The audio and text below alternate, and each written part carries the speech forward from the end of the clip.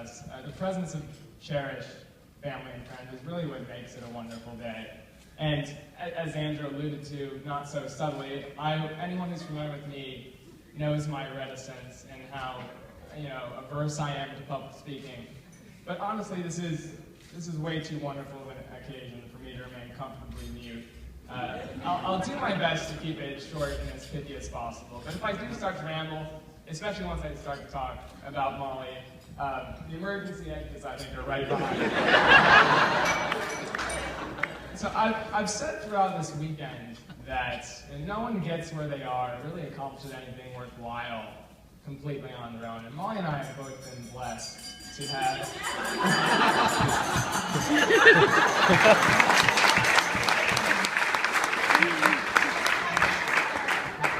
I didn't know if I was already getting boring.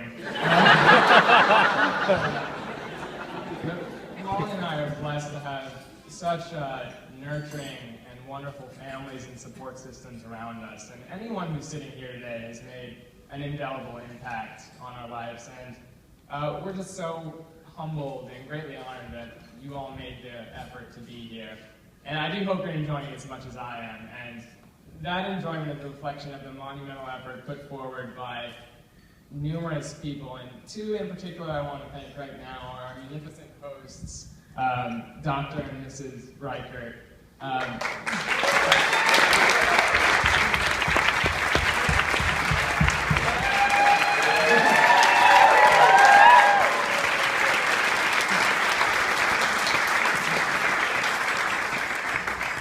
want to thank you two not only for hosting such a great celebration, but also for raising this effervescent woman that I love so much.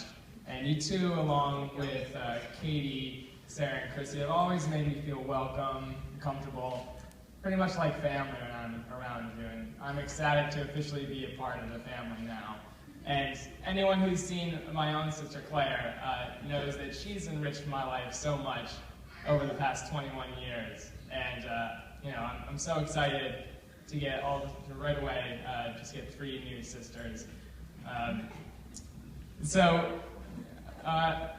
This might be a shock to some of you, but I haven't always been, despite what Molly says, this dashing, intelligent, athletic, and modest son that you see standing before you today. And on that note, I wanted to bring up my parents, Tony and Bridget Asher.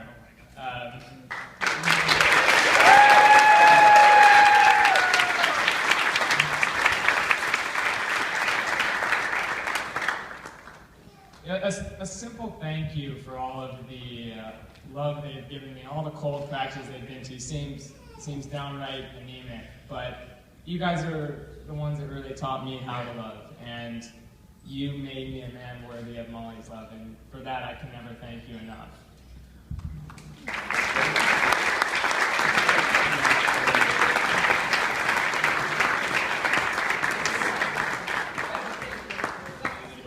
And I would be remiss if I didn't mention the bridesmaids and the groomsmen.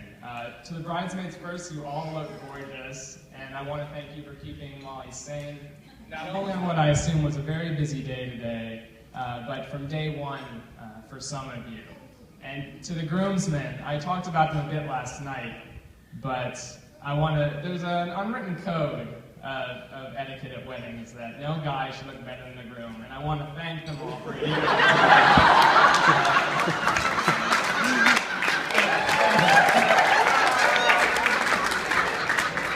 No one got the message to Uncle Peter, though.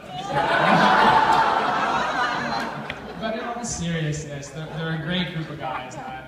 There's no one I'd rather have at my side as I embark on this really special journey with Molly. And I do want to take one quick second to especially recognize the best man. I just stumbled a little there because I was about to call him my little brother, but as you can see, that's a bit misleading now, and I've had to resort to calling him younger instead, as he never lets me forget. But I know I am the older brother, but I constantly find myself looking at Andrew and how he's living his life in every facet of it and being inspired by it. And if even one iota of how he turned out is due to having me as an older brother, I'd be more than content. And now, Molly. Lean in. I think you look beautiful every day, but today especially I think you found a dress that justly reflects your effervescence, and you're stunning. I can't even articulate how I feel about you right now. This could get messy. That's why I saved this part for the end.